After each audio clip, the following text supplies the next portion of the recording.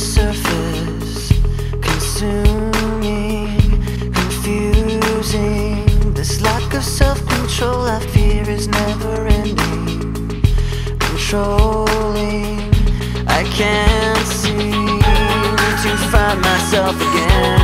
My walls are closing in. Not a sense of confidence, I'm convinced that there's just too much pressure to take. I felt this way before, so insecure.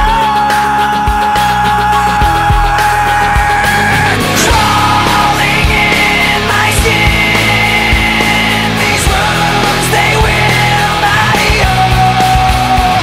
Fear is how I fall, confusing what is real.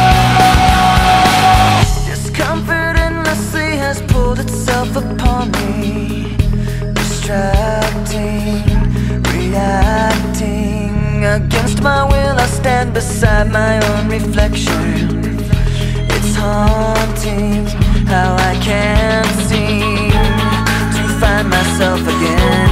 My walls are closing in. Not a sense of